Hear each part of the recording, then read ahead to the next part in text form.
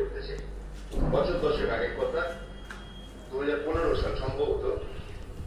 পুজোর প্রায় 6 মাস আগে থেকে একটা বড় বিজ্ঞাপন ছিল যে এত বড় সত্যি